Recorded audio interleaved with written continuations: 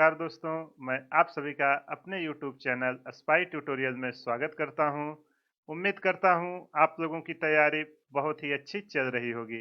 अभी तक हमने जितना कुछ भी देखा या सीखा वो सब समझ में आ गया होगा।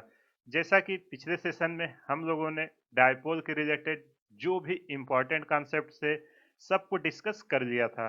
आज एक नया टॉपिक शुरू करेंगे, इलेक्ट्रिक फ्लक्स, जो एक बहुत ही इम्पोर्टेंट टॉपिक है और इसी का यूज आगे गॉस लॉ में होगा।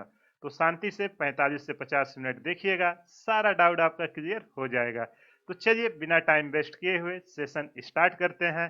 अब देखो, इलेक्ट्रिक फ्लक्स स्टार्ट करने से पहले इसमें एक टर्म आता है एरिया वेक्टर, उसको हम समझते हैं, फिर आगे चलेंगे। तो चलो समझते हैं कि एरिया वेक्टर हमारा होता क्या है। देखो, हम मान लेते हैं हमारी कोई प्लेट है, ठीक, जो ये हमारा 3D एक्सिस है।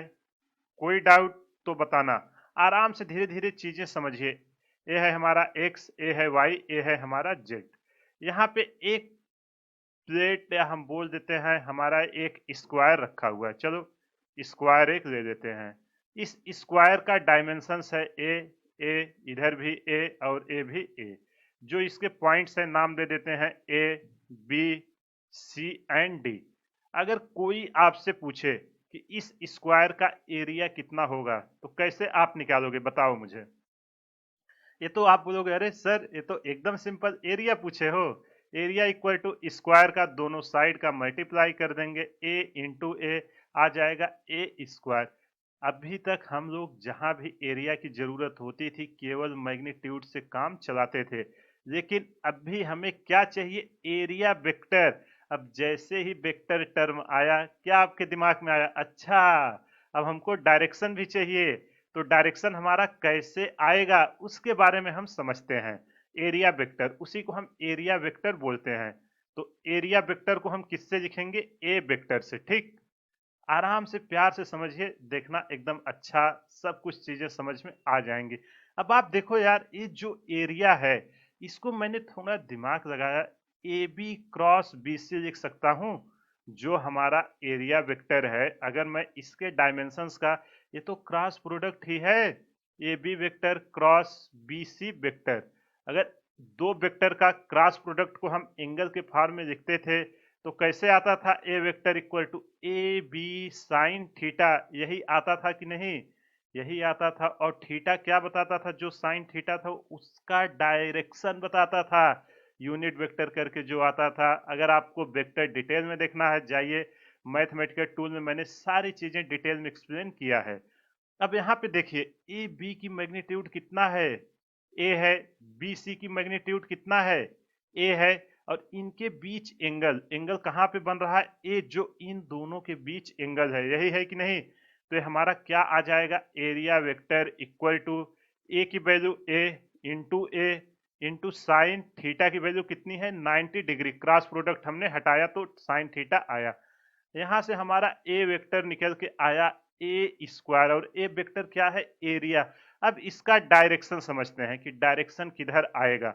आपको याद होगा जब हमने वेक्टर डिटेल में आपको समझाया था, अगर हमारा दो वेक्टर का हम क्रॉस प्रोडक्ट कराते थे, R vector equal to A vector cross R vector, तो आर वेक्टर का हमारा डायरेक्शन किधर आता था। अगर मान लो ये हमारे दो वेक्टर होते थे, मान लेते थे ए वेक्टर क्रॉस बी वेक्टर, तो जो इसकी डायरेक्शन आती थी रिजल्टेंट की, वो इसके परपेंडिकुलर, आप समझिए ऐसे प्लेन है, इसके दिख रहा है ये जैसे हमारी हथेली प्लेन है, इसके परपेंडिकुलर। तो इसके परपेंडिकुलर क्या है हमारा, ए, यही आएगा कि नहीं, इसके परपेंडिकुलर, इसके एकदम ऊपर, या तो आगे या पीछे, दोनों पॉसिबल है। तो जो हमारा डायरेक्शन आता था वो क्या आता था, परपेंडिकुलर टू, जिस प्लेन में ए वेक्टर और बी वेक्टर है, perpendicular to A and B vector plane, इस प्लेन के परपेंडिकुलर आता था। अब आइए हम अपने क्वेश्चन में देखते हैं, यहाँ हमारा प्लेन किसमें है, y और x में, तो इसकी डायरेक्शन किधर आएगी, इसके परपेंडिकुलर। इसके परपेंडिकुलर मतलब z डायरेक्शन में। आपको पता है x को हम डायरेक्शन के टर्म में i देते हैं, y को j देते हैं, और z को क्या देते हैं, k कैप, यही देते हैं ना। तो इसका डायरेक्शन जो हमें पूरा लिखना पड़ेगा वो क्या आएगा, k कैप। अब ये तो परपेंडिकुलर आगे आया, अब आपके दिमाग में आएगा सर ये तो पीछे भी हो सकता है, तो कोई नहीं, पीछे हो सकता है तो उसको भी लिख देते हैं। A vector equal to A square, यही ना, A square minus K cap का डायरेक्शन। समझ में आया कि नहीं ये सारी चीजें? एरिया वेक्टर का कॉन्सेप्ट आई होप आपको समझ में आ गया होगा। अगर कहीं भी कुछ भी डाउट है, वीडियो को पॉज करिए, एक बार फिर से देखिए, सारा डाउट क्लियर हो जाएगा। चलिए अब इसका डिफिनेशन लिखते हैं, इसके डायरेक्शन का। जो हमारा डायरेक्शन होता है, डायरेक्शन ऑफ एरिया वेक्टर, इसको नोट कर लेना अच्छे से, ये पूरा आगे आने वाला है, इसलिए मैं अभी ये सब डिस्कस कर रहा हूं। डायरेक्शन ऑफ एरिया वेक्टर क्या हो रहा है, किसके परपेंडिकुलर आ रहा है? Direction of area vector is perpendicular to plane surface, is perpendicular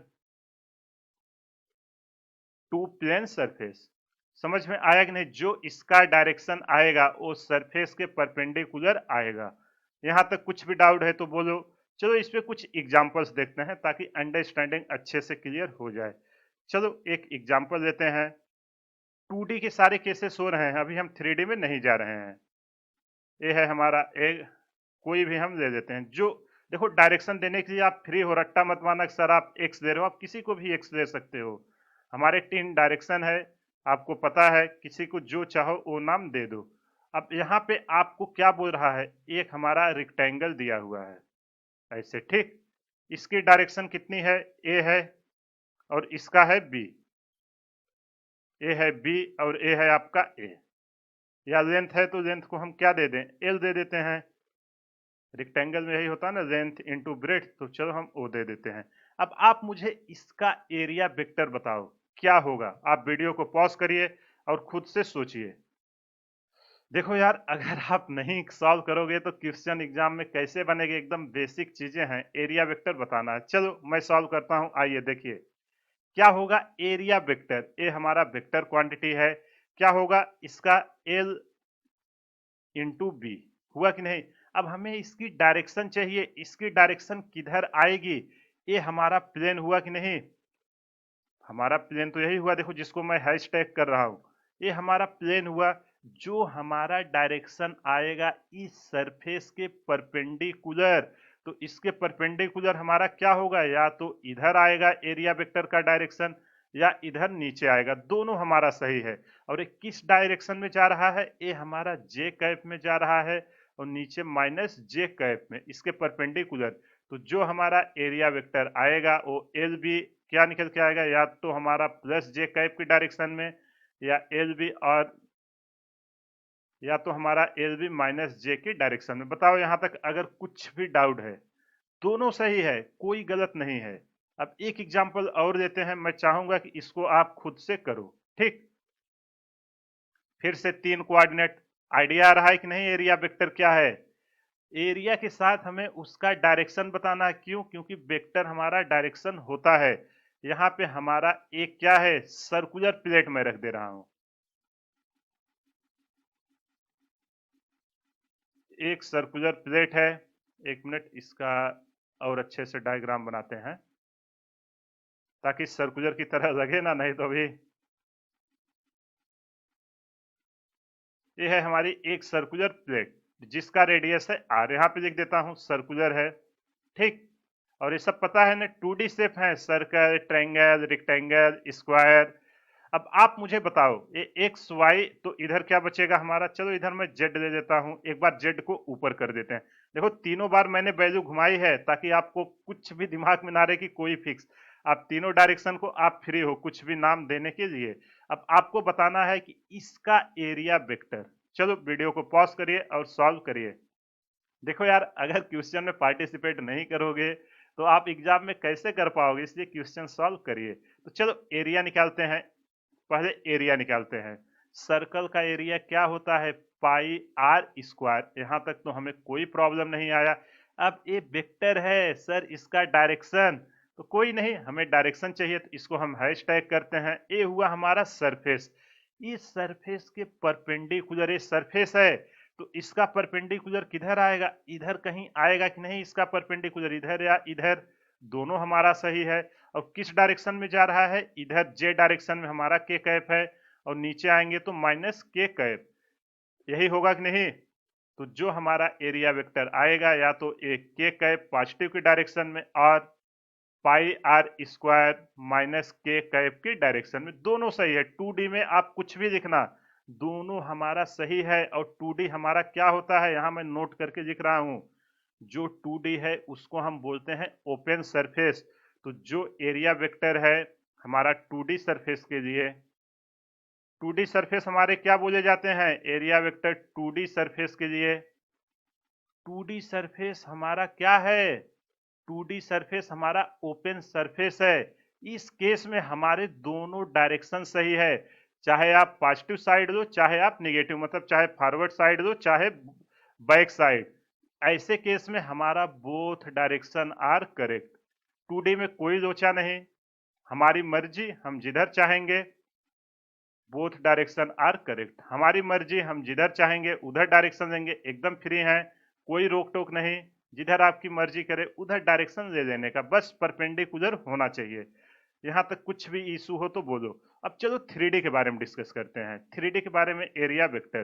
तो अगर जो हमारा 3D सरफेस होता है, 3D सरफेस को जनरली क्या हम बोलते हैं, क्लोज्ड सरफेस। इसका सरफेस एक भी ओपन नहीं रहता, इसको हम बेसिकली बोलते हैं क्लोज्ड सरफेस। तो चलो इसके बारे में डिस्कस करते हैं। कॉन्सेप्ट सेम रहने वाला है, बस यहाँ पे क्या होगा, जो यहाँ पे हम दोनों को ले लेते थे ना इसके अंदर का, यहाँ पे जो हम एरिया वेक्टर लिखेंगे वो हमारा क्या है, only outward direction allow, only outward. अब सर ये क्या है हमको नहीं, अरे रुको जरा सबर करो, सब समझ में आएगा। ओनली आउटवर्ड, आउटवर्ड नॉर्मल मतलब परपेंडिकुलर होना चाहिए। Only outward normal is considered as area vector, considered as area vector. और एरिया वेक्टर को हम किससे लिख रहे हैं, ए वेक्टर से, यही है ना एरिया का सिंबल। अब ये क्या है, इसको हम एक एग्जाम्पल के थ्रू समझते हैं। चलो सबसे पहले मैं क्या लेता हूं, एक क्यूब, ये रहा एक क्यूब, ठीक। कुछ भी डाउट हो तो आप बताना, एकदम धीरे धीरे चल रहे हैं क्योंकि ये बहुत ही इंपॉर्टेंट कॉन्सेप्ट है, अच्छे से आपको समझ में आना बहुत ही जरूरी है। क्यूब देखे हो ना यार, वो जो आप ऐसे कलर मिलाते हो, कितने फेसेस होते हैं क्यूब में, 6 फेस होते हैं, पता है ना, टोटल कितने फेस होते हैं, 6। तो जो इसका एरिया वेक्टर लेंगे, ये हमारा क्या है, 3D क्लोज सरफेस। तो हम इधर किधर लेंगे, अगर हमें एरिया वेक्टर लेना है तो इसके आउटवर्ड ही हमारा अलाउ है। तो चलो हम सरफेस बनाते हैं, ठीक है। मान लेते हैं एक सरफेस है हमारा ए, एक ऊपर वाला टॉप हुआ, यही है ना ए वाला सरफेस। दूसरा सरफेस है हमारा ए, और कौन सरफेस बचा, ये देखो जो इधर दिख रहा है पीछे वाला, उसको भी एक कौन सा कलर दे दें, रेड। कितने सरफेस हो गए, 3। एक ही नीचे वाला बच रहा है, उसको भी ग्रीन दे देते हैं। 4 हुए, 5, एक एक ग्रीन आगे पीछे है, एक आगे है। 6 सरफेस होते हैं ना, अगर आप ऐसे रखे हो, एक इधर है एक इसके पीछे, तो हमने यहाँ 4 को दिखाया है, 2 इसके पीछे हैं, ठीक। तो आप बताओ एक एक सरफेस का एरिया वेक्टर हम किधर देंगे, इसके आउटवर्ड नॉर्मल। इस पॉइंट को आप याद रखना, आउटवर्ड नॉर्मल। तो अगर इस सरफेस का हमें एरिया वेक्टर देना है तो क्या डायरेक्शन आएगी, हमारा ए आएगा, एरिया डायरेक्शन इधर। अगर हम इस सरफेस का लेंगे तो कितना आएगा, एरिया वेक्टर इधर आएगा। इसी तरह अगर हम इस सरफेस का लेंगे, उसके नॉर्मल मतलब परपेंडिकुलर, इसी तरह जो पीछे 2 सरफेस हैं उनके भी परपेंडिकुलर आएगा। तो हम 3D में क्या करते हैं, for 3D we can take only, किधर दे रहे हैं, ओनली आउटवर्ड डायरेक्शन में दे रहे हैं, only outward normal, outward normal direction में हम ले रहे हैं, ठीक। कुछ भी डाउट हो तो बोलो। ये है आपका एरिया वेक्टर निकालने की ट्रिक। अब जो अपना फेमस केस है उसके बारे में डिस्कस करते हैं, सिलेंडर। सिलेंडर का आप वीडियो पॉज करके खुद से बताओ कैसा होगा एरिया वेक्टर। इसके पहले बताओ कितने निकलेंगे, कहां कहां सरफेस हैं। सिलेंडर देखे हो ना यार, ये जो आपके हाथ में पेन है ये भी एक सिलेंड्रिकल शेप में है। इसका एक ए सरफेस देखो, उंगली मेरी दिख रही है, एक ए सरफेस, एक नीचे का और एक एक कर्व सरफेस है। आप लोगों ने गैस सिलेंडर देखा होगा ना, सबके घर में होगा। एक उसका ऊपर का, एक नीचे का और एक एक कर्व सरफेस।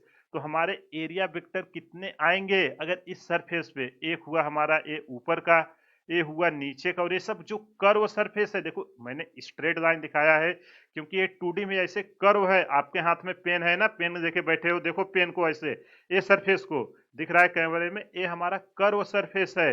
तो जो एरिया आएगी वो इसके परपेंडिकुलर आएगी, इसके परपेंडिकुलर आएगी, और एक इस कर्व के परपेंडिकुलर आएगी। समझ में आया कि नहीं? तो अगर हमें इसका डायरेक्शन लिखना हो, एक इधर आएगा एरिया वेक्टर, इधर आएगा इसकी डायरेक्शन, और इधर इसके कर्व सरफेस के चारों तरफ, और ये क्या होगा? Outward normal. बताओ समझ में आया कि नहीं? कुछ भी डाउट हो तो आप बताना। अब चलो एक स्पेयर का आता है, उसको हम देखते हैं। स्पेयर किसका होता है? सर्कुलर का 3D शेप।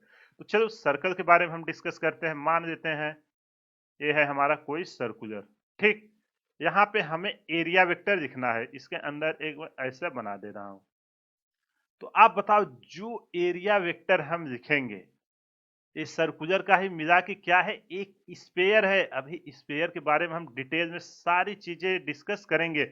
स्पेयर के अंदर अगर सर्कल बना के हम डिफरेंट डिफरेंट पॉइंट पे नॉर्मल डालें तो सब कहाँ से पास होता है? उसके सेंटर से। और ये क्या होगा? इसके नॉर्मल, आपके हाथ में बॉल है ना, आप उसके नॉर्मल ऊपर के सरफेस, अगर आप सभी ने बॉल देखा होगा, उसके ऊपर हर सरफेस पर अगर एरिया वेक्टर निकलेगा तो क्या आएगा? नॉर्मल आएगा। और वो सारी लाइनें देखो बॉल में होगा, अगर नॉर्मल निकल रहा है तो सब कहां से निकलता है? उसके सेंटर से। उसके अंदर कुछ भी हमको लेना देना नहीं है। जो एरिया वेक्टर होगा वो ओनली आउटवर्ड डायरेक्शन में होगी। ऐसे इधर होगी, इधर होगी, इधर होगी, इधर होगी, और सब कहां से पास हो रही होंगी? सब हमारी सेंटर से पास हो रही होंगी।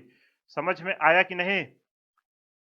बताओ ये चीजें समझ में आई एरिया वेक्टर के बारे में? कुछ भी डाउट हो तो बताना आप। वैसे मैंने इतने डिटेल में सारी चीजें डिस्कस किया हूं कि आपका सारा टॉपिक कवर हो जाएगा। 3D सरफेस में ओनली आउटवर्ड डायरेक्शन हम लेंगे, अगर 2D रहेगा हम आउटवर्ड इनवर्ड कोई भी लेंगे, दोनों हमारा सही होगा। बताओ यहाँ तक अगर किसी को कुछ भी डाउट हो तो। एरिया वेक्टर के बारे में इतनी बेसिक सी चीजें थी, वो सारी कवर हो चुकी है। अब चलिए अगला अपना आज का टॉपिक इलेक्ट्रिक फ्लक्स, उसको हम डिस्कस करते हैं। उसी के लिए हमने ये सारी चीजें डिस्कस किया है। चलो समझते हैं पहले इलेक्ट्रिक फ्लक्स। इसका मैं आपको डेफिनेशन लिखता हूं, फिर इसके बारे में डिस्कस करेंगे। तो ये हमारा क्या है? टोटल इलेक्ट्रिक है तो मतलब इलेक्ट्रिक फील्ड या इलेक्ट्रिक लाइंस तो आएगी। जहां भी ये दिखे तुरंत मान लेने का। Total number of electric lines, definition अच्छे से समझना, अभी आगे आराम से सारे क्वेश्चन हो जाएंगे। Number of electric line of force, या इसी को इलेक्ट्रिक फील्ड लाइन बोलते हैं। पासिंग, अब अगला वर्ड जो मैं लिखने वाला हूं, passing perpendicular to a plane surface. Passing perpendicular to a plane surface. एक प्लेन सरफेस के ऊपर जो भी हमारी इलेक्ट्रिक लाइन पास करती हैं, वो उसके परपेंडिकुलर जो भी लाइन पास करती हैं उसको हम क्या बोलते हैं? फ्लक्स। फ्लक्स मतलब एक तरह से जैसे मानो आपके पास नाली है, उसमें देखो धीरे धीरे धीरे पानी जा रहा है, मतलब पानी का अगर एक लाइन में कंसीडर करें तो बहुत स्लो जाता है। अगर एकदम तेजी से पानी डाले तो बहुत स्पीड में बहता है। तो हम वहाँ क्या देखते हैं कि हमारी फ्लक्स जो है वो ज्यादा इंक्रीज हो गई है। तो चलो इसको हम एग्जाम्पल के थ्रू समझते हैं। क्या हम करते हैं, मान लेते हैं ये एक हमारा सरफेस है, प्लेन सरफेस।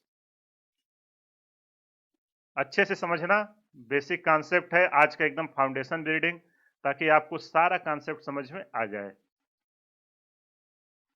ये हमारा एक प्लेन सरफेस है, ठीक। ये एक इलेक्ट्रिक फील्ड लाइन हमारी पास हो रही है, और सारी इलेक्ट्रिक फील्ड लाइनें हमारी क्या है? यूनिफॉर्म, ठीक। यहाँ से देखो ऐसे इलेक्ट्रिक फील्ड लाइन पास हो रही हैं। अब आपको याद होगा मैंने property of electric field line में एक बात बताई थी कि इलेक्ट्रिक फील्ड की इंटेंसिटी कैसे आती है? लाइन जितना क्लोज रहेगी, जितना नंबर ऑफ लाइंस ज्यादा पास करेगी, उतना ज्यादा स्ट्रॉन्ग इलेक्ट्रिक फील्ड होगा। तो यहाँ पे हमारा देखो कितनी लाइन पास कर रही है? और इलेक्ट्रिक फ्लक्स का सिंबल होता है फाई ई, इसको हम यहाँ पे लिख देते हैं। तो जो हमारा नंबर ऑफ लाइंस फाई है, केवल अभी नंबर ऑफ लाइंस को लिख रहे हैं, वो हमारा कितना है, 2 लाइन आर पासिंग। देखो इस सरफेस के अंदर 2 लाइन ही हमारी पास हो रही हैं। यहाँ से हम एक फार्मूला डेवलप करने की कोशिश करते हैं, वो जस्ट प्रैक्टिकल सॉरी जस्ट एक कॉन्सेप्ट के थ्रू वो डेवलप किया गया था, बाद में प्रैक्टिकल के थ्रू वो महसूस किया गया को एग्जैक्ट उतना ही होता है। अब इसी सरफेस को मैंने सेम सरफेस यहाँ पे लिया, ठीक, सेम सरफेस लिया, लेकिन अब मैंने क्या किया है, इलेक्ट्रिक फील्ड लाइन को पास पास से गुजारा है। क्यों? क्योंकि हमें पता है कि हमारी इलेक्ट्रिक फील्ड लाइन जितना पास पास जाएंगे, और ये देखो सरफेस के सब क्या जा रहे हैं, यहां देखना सरफेस के परपेंडिकुलर हैं, ये सारी लाइनें हमारी इस सरफेस के अंदर से जा रही हैं। कुछ भी डाउट हो तो आप बताना। और ये लाइनें कैसी हैं, यूनिफॉर्म, यहां से कितनी बता रहे हैं, इस सरफेस के परपेंडिकुलर। तो आप देखो अभी इस सरफेस से 2 लाइन जा रही थी, इस सरफेस से, सरफेस वही है, केवल हमने नंबर ऑफ लाइन इंक्रीज किया। अब जैसे ही number of electric field line increase हुई तो हमारा फ्लक्स क्या होगा, इंक्रीज होगा, जिससे हमारी इलेक्ट्रिक फील्ड जो है, अगर ज्यादा नंबर ऑफ लाइन आई तो हमारा इलेक्ट्रिक फील्ड क्या होगा, इंक्रीज होगा कि नहीं? क्यों? क्योंकि हमारा फील्ड डेंसिटी इंक्रीज हुआ है। Field density, field line density पता है ना, पिछले लेक्चर में हम लोगों ने जब आई थिंक 9 लेक्चर में जहां हमने property of electric field line discuss किया था, वहां पे ये सारी चीजें डिस्कस हुई हैं। यहाँ पे जो हमारी फील्ड लाइन डेंसिटी है, देखो यहाँ 2 थी, यहाँ 4 हो गई है, सरफेस वही है, तो हमारा क्या हुआ है, इंक्रीज हो गया। यहाँ पे जो हमारा फाई है, total 4 number of lines passes हो रही है। तो यहाँ से एक बात हमें समझ में आया कि जो हमारी इलेक्ट्रिक फ्लक्स है, वो तो हमारा नंबर ऑफ इलेक्ट्रिक लाइन जितना ज्यादा हो रही है उस पर डिपेंड कर रहा है। और नंबर ऑफ लाइन से हमारा क्या आता है, अगर इलेक्ट्रिक लाइन पास हो रही मतलब इलेक्ट्रिक फील्ड। तो एक चीज तो हमें मिल गया। अगला अब हम क्या करते हैं, इसी सरफेस को हम इंक्रीज कर देते हैं एरिया। तो चलो एरिया हम इंक्रीज करते हैं। अब एरिया के लिए इसको क्या करेंगे, देखो एरिया हमने इंक्रीज कर दिया, इन दोनों को देखो छोटा छोटा था, यहाँ पर हमने एरिया इसका इंक्रीज कर दिया। अब लाइन को पास करा रहे हैं, सारी लाइन को इसके अंदर से हम पास करा रहे हैं जब एरिया इंक्रीज किए हैं। कुछ भी डाउट हो तो बताना, एकदम बेसिक सा है, एकदम केवल फंडामेंटल लेके चलिए, सारा कॉन्सेप्ट आपका क्लियर हो जाएगा। कुछ नहीं करना है, बेसिक बेसिक कॉन्सेप्ट है उन्हीं को लगाना है। और ये सब क्या है, इस सरफेस के परपेंडिकुलर है। सरफेस को आप चाहो तो हेच कर लेना। अब यहाँ पे देखो जब हमने क्या किया, अब एरिया हमने इंक्रीज कर दिया है। जब हमने एरिया इंक्रीज किया तो आप बताओ इलेक्ट्रिक फील्ड पर क्या असर आएगा, आप बताओ। इलेक्ट्रिक फील्ड भी इंक्रीज होगा और हमारा जो फाई है, फ्लक्स, अब यार देखो ज्यादा एरिया मिल गया है, अभी इतना छोटू से एरिया था तुरंत निकल जाते थे सन से, लेकिन अब एरिया ज्यादा हो गया मतलब रुके के आराम से जाएगा। तो हमारा जो फ्लक्स है वो क्या हुआ है, वो इंक्रीज हो गया है। तो जब हमने एरिया इंक्रीज कर दिया तो हमारा फ्लक्स क्या है, इंक्रीज हो गया। यहाँ देखो 1 2 3 4 5 6, जो हमारा नंबर ऑफ लाइन पासिंग है वो कितनी हो रही है, 6 लाइन अभी पास हो रही है। पहले बताओ ये समझ में आया कि नहीं, ये सब जस्ट मैंने आपको समझाने के लिए कहा है।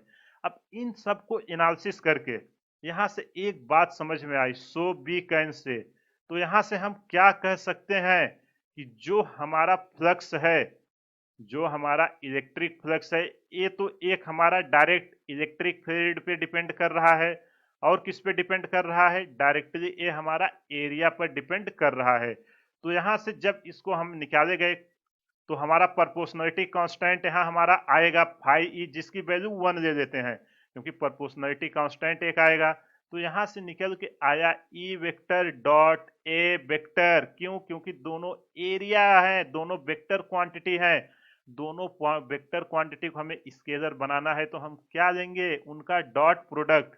और हमारा फाई ई इक्वल टू क्या होता है, ई vector dot A vector E A cos theta.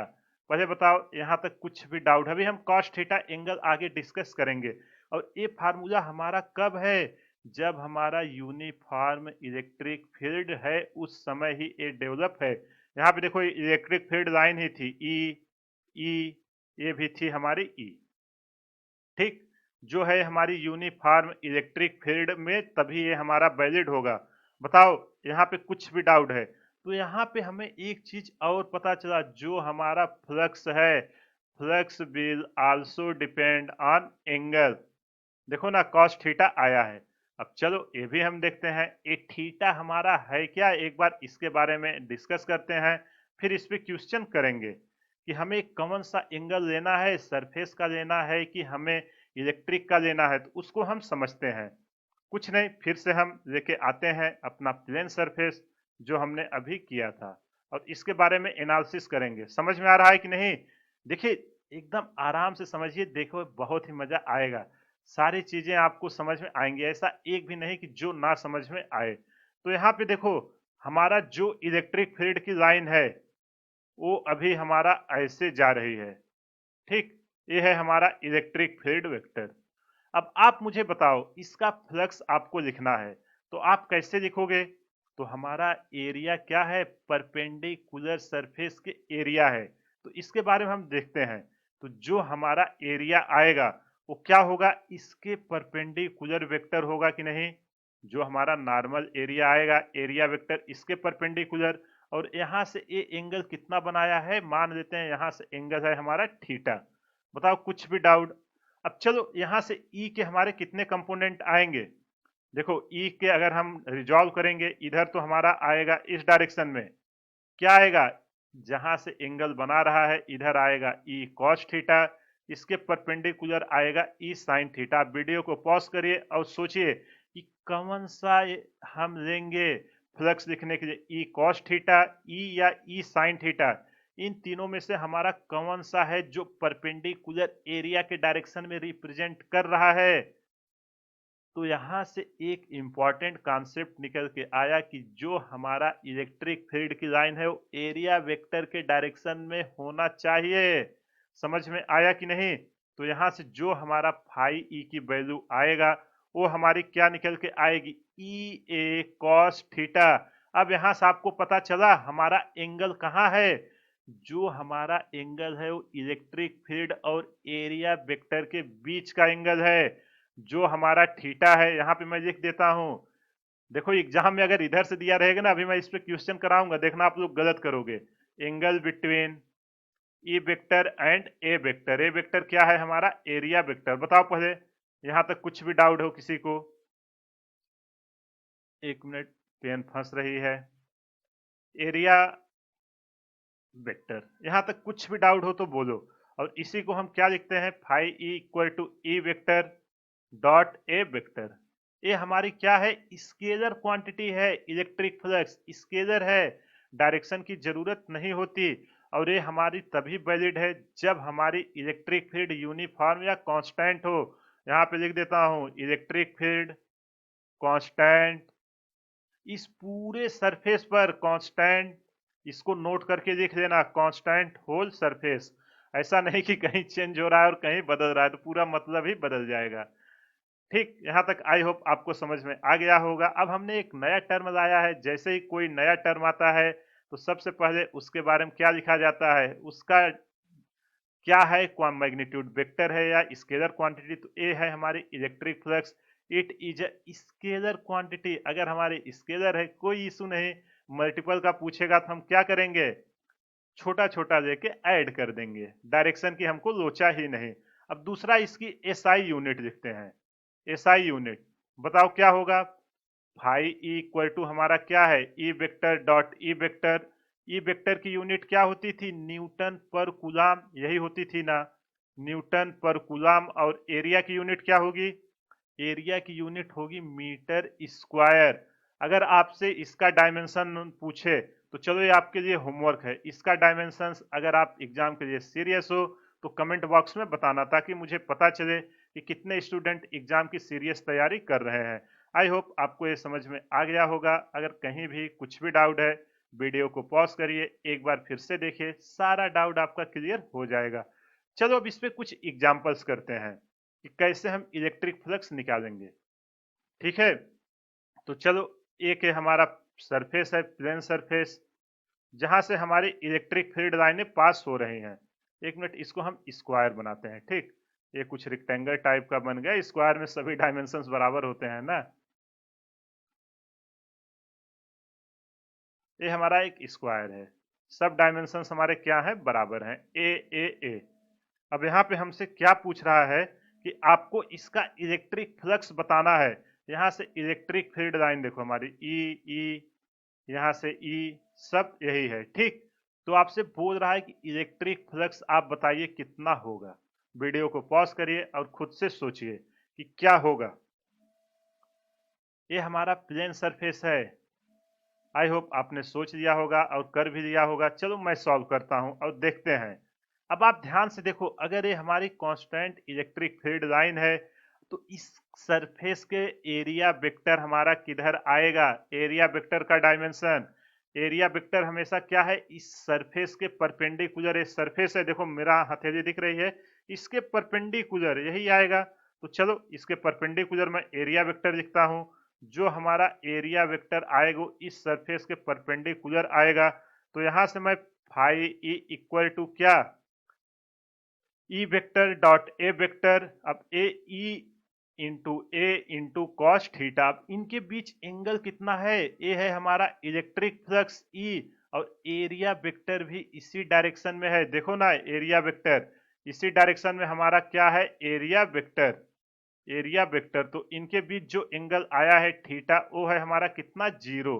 तो यहाँ से जो हमारा फाई ई निकल के आएगा, वो जब कास 0 की वैल्यू कितनी होगी, 1। और ए एरिया, ए स्क्वायर है, तो इसका एरिया हो जाएगा ई into A square cos 0। Cos 0 की वैल्यू होती है 1, तो यहाँ से फाई ई निकल के आएगा ई ए स्क्वायर। समझ में आया कि नहीं। आई होप आपको समझ में आ गया होगा। अगर कहीं भी कुछ भी डाउट है, वीडियो को पॉज करिए, एक बार फिर से देखिए, सारा डाउट क्लियर हो जाएगा। अब चलो एक और एग्जांपल देते हैं ताकि इन दोनों में आपको समझ में आए। ये आया ना, ये हमारा ऐसे प्लेन है और इसके परपेंडिकुलर ये है हमारा एरिया वेक्टर, ऐसे प्लेन है। अब एक हम सीधा ए वाला प्लेन लेते हैं, थ्योरी दिख रही है ना। ये है हमारा एक प्लेन सरफेस, ऐसे रखा हुआ है, जिसपे हमारी इलेक्ट्रिक फील्ड लाइन ऐसे यूनिफॉर्म है जो पास हो रही है इस डायरेक्शन में। अभी भी एक स्क्वायर है, इसका साइड है ए, इधर भी है ए, इधर भी ए, और इलेक्ट्रिक फील्ड हमारी है ई वेक्टर। आपको बताना है इसका इलेक्ट्रिक फ्लक्स कितना होगा। वीडियो को पॉज करिए और खुद से सोचिए। आई होप आपने सोच लिया होगा। अगर आपसे सॉल्व हो गया तो बहुत ही अच्छी बात, नहीं हुआ तो मैं कर रहा हूं और देखिए कि कहां पे आपसे मिस्टेक्स हुई। तो देखो यार, ये हमारा सरफेस है, सरफेस हमारा ऐसे रखा हुआ है ना। अब आप बताओ, इसके ऊपर इलेक्ट्रिक फील्ड ऐसे ही तो है, मेरी हथेली दिख रही है ऐसे, और इस पे ऐसे ये जो पेन दिख रहा है हमारी इलेक्ट्रिक फील्ड की लाइन है। देखो ना, ये हमारी इलेक्ट्रिक फील्ड की लाइन एक पेन है और ये हथेली हमारा सरफेस है, इस तरीके से जा रही है इसके ऊपर। तो एरिया वेक्टर किधर आएगा, देखो जो मेरी अंगुली दिख रही है, एरिया वेक्टर इस सरफेस के परपेंडिकुलर आएगा कि नहीं, उसके परपेंडिकुलर आएगा। तो चलो सॉल्व करते हैं। देखो मैं हर कोशिश कर रहा हूं कि आपको समझ में आए। तो ये है हमारा एरिया वेक्टर का डायरेक्शन। तो इनके बीच जो एंगल आया है, ई वेक्टर और ए वेक्टर, ये है हमारा, इनके बीच जो एंगल आई है वो है हमारा 90 डिग्री। तो यहाँ से जब हम फ्लक्स लिखेंगे, ई ए कॉस थीटा की वैल्यू कॉस 90 डिग्री। देखो ऐसा मत बोल देना है, तीन एक्सिस होती है ना, एक्स वाई जेड, अगर इसको वाई, इसको एक्स, इसको जेड बोलना, कितने लोग बोलेंगे सर 90 तो परपेंडिकुलर आता है। नहीं, ऐसा है, तीनों के बीच क्या होता है, 90 डिग्री। 90 डिग्री सब एक दूसरे के परपेंडिकुलर हैं। तो यहाँ से हमारा फाई ई निकल के आएगा, कास 90 की वैल्यू कितनी होती है, 0। तो जो हमारा नेट इलेक्ट्रिक फ्लक्स निकल के आया है वो निकल के आया 0। तो कितना इजीली हमने इसको कर दिया, कुछ नहीं था, बस आपको सरफेस देखना है, एरिया उसके परपेंडिकुलर लेना है, एरिया और एरिया वेक्टर और इलेक्ट्रिक फील्ड के बीच एंगल लेके ई ए कॉस थीटा में रखिए, आपको आंसर निकल के आ जाएगा। चलो एक और एग्जांपल करते हैं तो आपकी अंडरस्टैंडिंग और अच्छे से क्लियर समझ के करिएगा। एक कोई हमारा एक सर्कुलर प्लेट है, ठीक ध्यान से देखिए, ये एक हमारा सर्कुलर प्लेट है जिसका रेडियस आर है। यहाँ से हमारी इलेक्ट्रिक फील्ड लाइन ऐसे पास हो रही है, ये है हमारी इलेक्ट्रिक फील्ड लाइन। यहाँ से एंगल कितना बना रही है, 60 डिग्री। आपसे बोला है इलेक्ट्रिक फ्लक्स फाई ई बताओ कितना होगा। वीडियो को पॉज करिए और खुद से ट्राई कीजिए। आई होप आपने ट्राई कर दिया होगा। अगर आपसे सॉल्व हुआ तो बहुत ही अच्छी बात, नहीं हुआ तो मैं कर रहा हूँ, देखिए कि कहाँ पे आपसे गलती हुई। तो चलो पहले मैं करता हूँ और आपको बताते हैं कि गलती यहाँ पे कहाँ से होगी। जैसे ही आपने ये क्वेश्चन देखा, आपके दिमाग में आया, ओ हो इतना इजी, ये हमारा सर्कुलर है, यहाँ पे मैं लिख देता हूँ, ठीक। आप बोले ओ तो सर इतना इजी, ये कॉस थीटा एग्जाम में तो मजा आ गया। तो एग्जामिनर यार इतना इजी नहीं देगा, वो उसको पता है यहाँ गलती होगी। यहाँ पे आपने देखा ओ हो थीटा दिया हुआ है 60 डिग्री, सीधा हमने डाला। ई एरिया है सर्कल, तो पाई आर स्क्वायर रख दिए। अब cos 60, ये थीटा इक्वल 60, cos 60 की वैल्यू 1/2 होती है। और सर बहुत ही इजी क्वेश्चन आया था, ये नंबर तो हमारा पक्का है, हम फोड़ के आए हैं। Pi R square E by two. जैसे ही ये आपने किया, आपने सोचा कि हमको तो +4 मिल गया, लेकिन एग्जामिनर जैसे ही चेक करेगा, ए +4 की जगह आपको मिलेगा -1, और ऑप्शन में ऐसा दिखेगा। समझ में आया कि नहीं? इसलिए सावधानी पूर्वक करना। अब ये गलती हुई क्यों, अब उसके बारे में समझते हैं, ठीक। समझ में आया? आप ऐसे ही बहुत लोगों ने सॉल्व किया होगा, अगर एक ये तो एक गलत है। आइए अब सही अप्रोच देखते हैं। तो जब भी हमारा क्या होता है, एरिया वेक्टर आएगा, वो इसके परपेंडिकुलर होता है कि नहीं, उसके परपेंडिकुलर। तो अगर आपको इलेक्ट्रिक फ्लक्स निकालनी है ई, तो बताइए मैंने आपको क्या बताया था, थीटा आपको कहां से लेना है, ई ए कॉस थीटा। जो हमारा थीटा था वो इलेक्ट्रिक फील्ड और एरिया वेक्टर के बीच का एंगल। तो इसके बीच का एंगल क्या होगा, ए होगा। अगर ये पूरा 90 डिग्री है, यहां से इतना 60, तो ये जो बचा है कितना होगा, 30 डिग्री। तो एक्चुअल में हमारा थीटा होगा 30 डिग्री। ये आपको कंफ्यूज करने के लिए दिया था, एग्जामिनर को पता था कि हाँ स्टूडेंट तो गलती करेगा। तो यहाँ से फाई इसकी वैल्यू आ गई ई ए cos 30 की वैल्यू कितनी होती है, √3/2, यही होती है ना। तो चलो यहाँ पे वैल्यू पुट करते हैं, E into pi R square, यही होगा ना, cos 30 √3/2। इसको और सिंप्लीफाई करते हैं तो जो हमारा एक्चुअल इलेक्ट्रिक फ्लक्स आएगा, √3/2 into pi R square into E. ये हमारा सही ऑप्शन होगा। समझ में आया कि नहीं? आई होप आपको समझ में आ गया होगा, और गलतियां कैसे होती हैं वो भी मैंने आपको यहाँ पे दिखा दिया। अब चलो कुछ 3D के बारे में डिस्कस करते हैं फटाफट। चलो एक और क्वेश्चन लेते हैं, 3D का क्वेश्चन, और इसको आप सॉल्व कीजिए। जो हमारा 3D में क्या होता था, 3D में मैं आपको हिंट दे दे रहा हूं। 3D में हमारा क्या होता था, एरिया वेक्टर। अभी तक हम 2D का इलेक्ट्रिक फ्लक्स निकाल रहे थे, अब 3D का हमें इलेक्ट्रिक फ्लक्स निकालना है। यहाँ मैं फिर से रिमाइंडर करा दे रहा हूं। एरिया वेक्टर हमारा क्या होता है, आउटवर्ड नॉर्मल अलाउड। जो हमारा एरिया वेक्टर होगा वो आउटवर्ड नॉर्मल ही अलाउड है, और कोई अलाउड नहीं है। इसको एक क्वेश्चन के थ्रू समझते हैं, एग्जाम्पल, ठीक। अब मान लेते हैं फिर से ये है हमारी एक्सिस, किसी को कुछ भी नाम दे सकते हो, रट्टा नहीं मारना। ये है एक्स, ये है वाई, ये है जेड। 3D की बात करने जा रहे हैं, शांति से देखिए। हो क्या दिखाने जा रहे हैं सर? अरे कुछ नहीं यार, जो है वही। यहाँ पे एक क्यूब बना देते हैं, ठीक। बताना अगर कुछ भी इशू हो आपको। क्यूब कुछ ऐसा ही होता है ना, देखना मेरी ड्राइंग उतनी अच्छी है नहीं, फिर भी कोशिश कर रहे हैं बनाने की, ठीक। यही होता है ना। तो यहाँ पे हम इसको एक क्यूब बनाते हैं। ये है हमारा एक क्यूब, ऐसे ही बनेगा ना क्यूब। यहाँ पे एक हमारा और आएगा, ये सरफेस,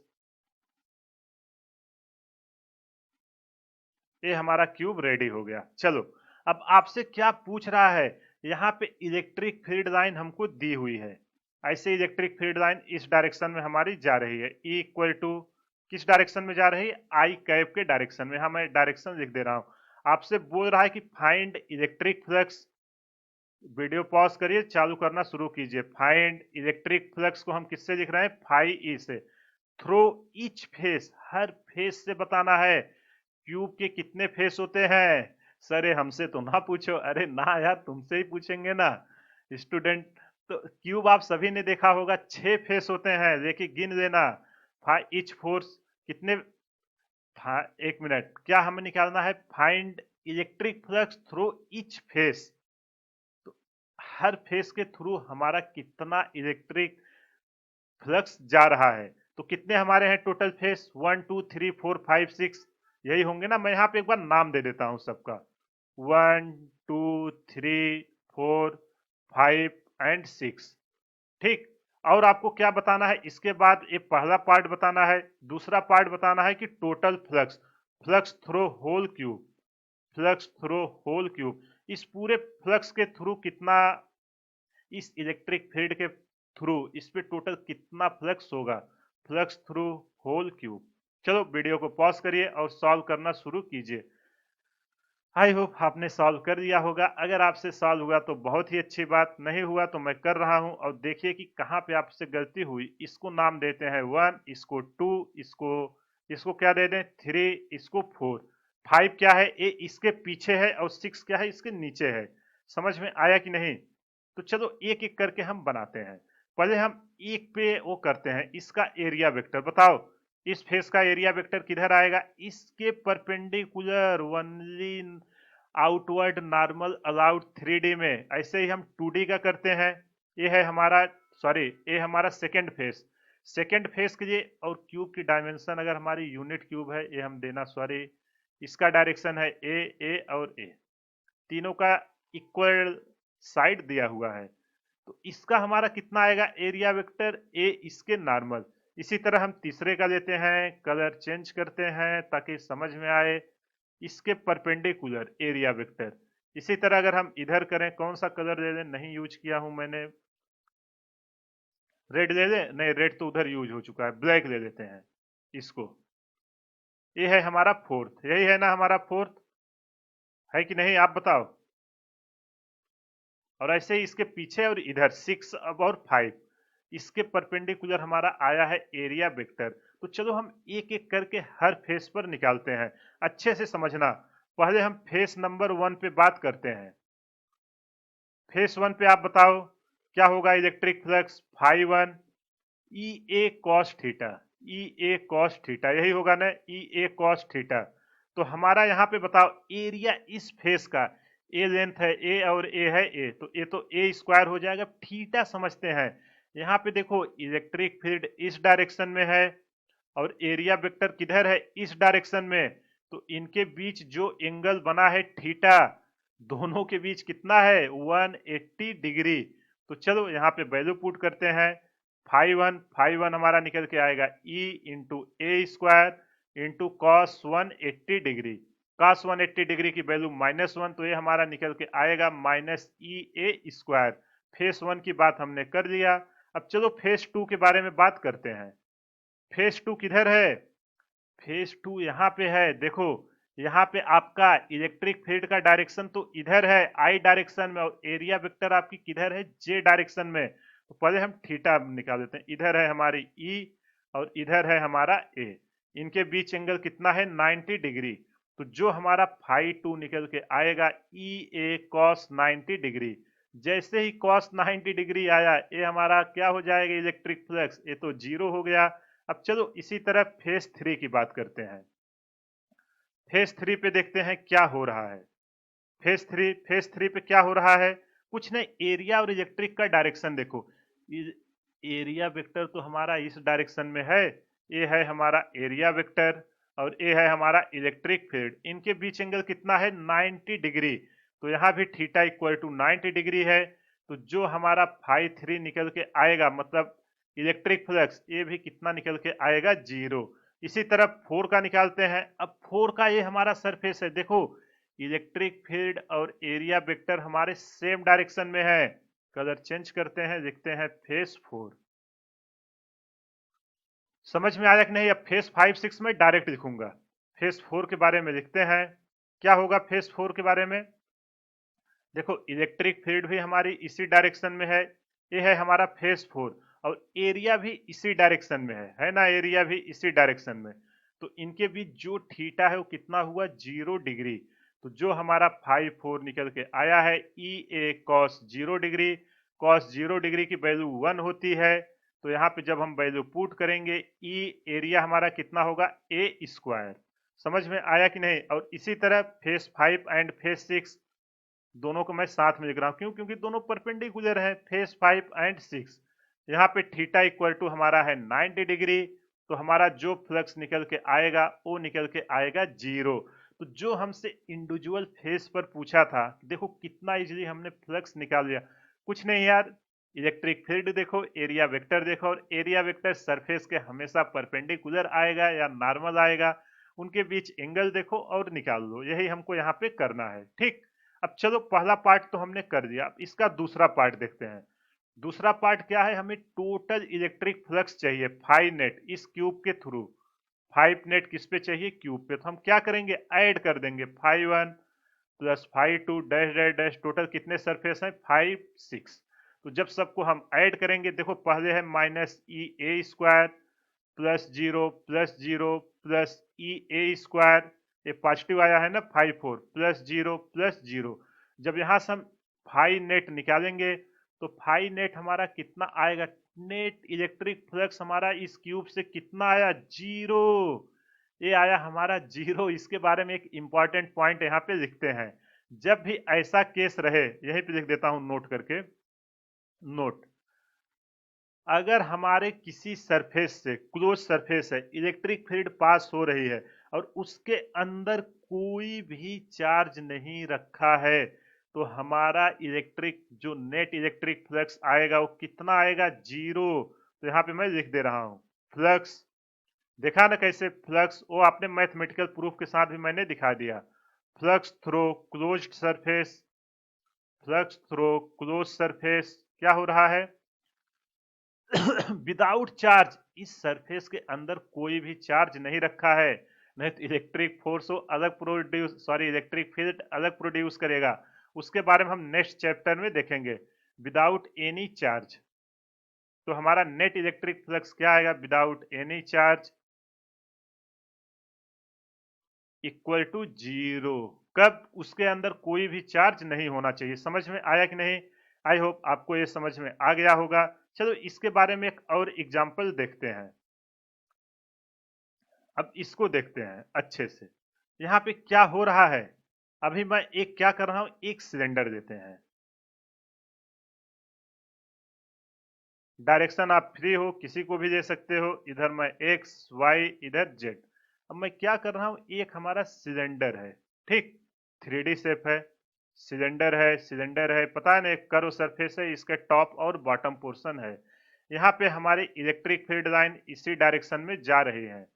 ये सब क्या है? यूनिफॉर्म इलेक्ट्रिक फील्ड लाइन है, ई नॉट आई कैप, ठीक, आई कैप की डायरेक्शन में जा रही है। इसका रेडियस हमको दिया है आर, और हमसे पूछ रहा है कि नेट इलेक्ट्रिक फ्लक्स बताना है ईच फेस पे। तो इसके कितने फेस हैं? देखो, फाइंड 5 फॉर ईच फेस।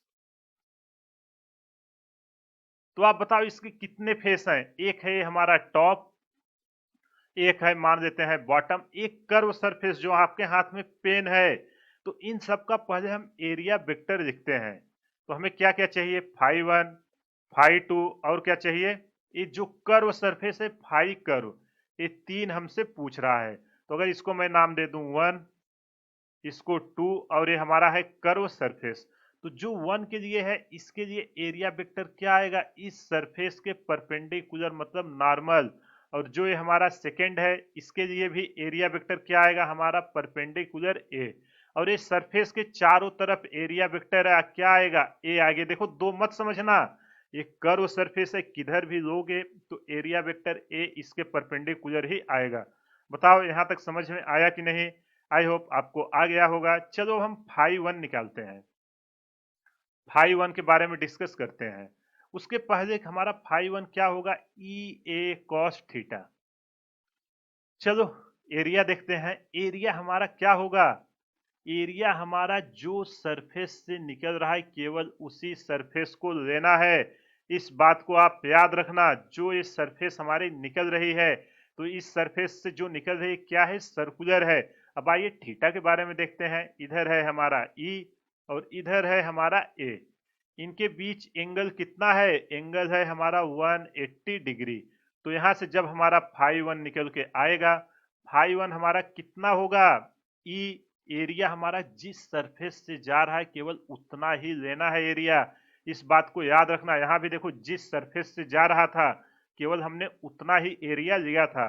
तो कौन से सरफेस से जा रहा है? पहले वाले से। तो है circular pi R square cos 80। Cos 180 की वैल्यू कितनी होती है? -1। तो हमारा फाई 1 निकल के आएगा minus pi R square into E. अब आइए इसी तरह फाई 2 के बारे में देखते हैं। फाई 2 के बारे में इस सरफेस की बात कर रहे हैं। इधर हमारा ये है इलेक्ट्रिक फील्ड और इधर ही है हमारा क्या? Area vector. दोनों के बीच एंगल कितना है? हमारा 0 डिग्री। तो जो हमारा फाई 2 निकल के आएगा ई ए कॉस 0 डिग्री, और कॉस 0 की वैल्यू 1 होती है। यहाँ से जब हम फाई 2 निकालेंगे, अब केवल ए एरिया लेंगे। ए इसका आउटर एरिया जहां से पास हो रहा है, अंदर से हमें कोई मतलब नहीं है। E into pi R square into 1। तो इसको जब हम फाई 2 लिखेंगे क्या निकल के आएगा? पाई आर स्क्वायर इंटू ई। चलो हमने पहले और दूसरे पे निकाल लिया। अब हम क्या डिस्कस करते हैं? कर्व सरफेस के बारे में देखते हैं। इस पे कितना आएगा? अब आप बताइए कर्व सरफेस के बारे में कितना आएगा, वो हम डिस्कस करते हैं। चलो कर्व सरफेस हमारा यही है। देखो मैं स्ट्रेट लाइन मत बनाया, ऐसे कर्व है, ऐसे हाथ दिख रहा है ना, ऐसे कर्व है। सिलेंडर आप सभी ने देखा है। इसका नॉर्मल क्या आएगा? ऐसे नॉर्मल आएगा, चाहे यहाँ लो चाहे यहाँ लो चाहे यहाँ लो, हर जगह इसका नॉर्मल आएगा इस सरफेस से। तो उसी के नॉर्मल को हम यहाँ पे बनाते हैं। ऐसे ही कुछ आएगा कि नहीं नॉर्मल? तो यहाँ ध्यान से देखो। देखो ये नीचे के डायरेक्शन में मत समझना, ये चारों तरफ उसके नॉर्मल है, नहीं बहुत लोग कंफ्यूज होंगे। ये है हमारा ई वेक्टर और इधर है इसका नॉर्मल एरिया वेक्टर। किसका? Area vector. इनके बीच एंगल है 90 डिग्री। तो यहाँ से जब हम फाई कर्व सी निकालेंगे, ई ए कॉस 90 डिग्री, और कॉस 90 की वैल्यू कितनी होती है? कॉस 90 तो हमारा 0 होता है। तो जो हमारा कर्व सरफेस का आया है वो हमारा कितना निकल के आया है? 0। यहाँ पे आप देख सकते हो। आई होप आपको ये समझ में आ गया होगा कि हम इलेक्ट्रिक फ्लक्स 2D और 3D का कैसे निकालते हैं। अभी तक हम सारी चीजें फील्ड के बारे में डिस्कस कर रहे थे तो वही आ रहा है। अभी इलेक्ट्रिक फ्लक्स में आ गए हैं। फ्लक्स कैसे आया? इलेक्ट्रिक फील्ड के कारण। ठीक। आई होप आपको ये चीजें समझ में आ गई होंगी। अगर कहीं भी कुछ भी डाउट है वीडियो को पॉज करिए, एक बार फिर से देखिए, सारा डाउट क्लियर हो जाएगा। नेक्स्ट चैप्टर में हम गॉस लॉ डिस्कस करेंगे, वहां पे यही सारी चीजें डिस्कस करेंगे। अब भी हमने जितनी चीजें डिस्कस किए हैं, इलेक्ट्रिक फील्ड हमने क्या लिया है? कांस्टेंट लिया है। एक और क्वेश्चन है वेरिएबल इलेक्ट्रिक फील्ड का, चलो उसको नेक्स्ट में कराएंगे, नहीं तो वीडियो बहुत लंबा हो जाएगा। चलो इसी के साथ आज का सेशन समाप्त करते हैं। फीडबैक देके जरूर बताना वीडियो आपको कैसा लग रहा है।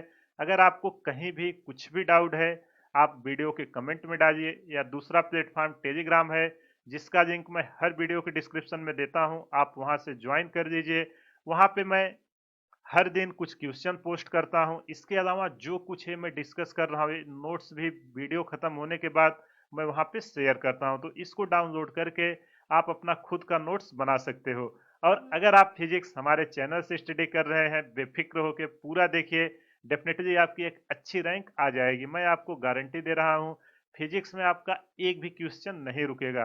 बस जो कॉन्सेप्ट मैं आपको सिखा रहा हूँ उसको अच्छे से सीखिए, रिवाइज करिए, क्वेश्चन बनाइए, आपकी एक अच्छी रैंक आ जाएगी और फिजिक्स के प्रति जो फियर है वो खत्म हो जाएगा।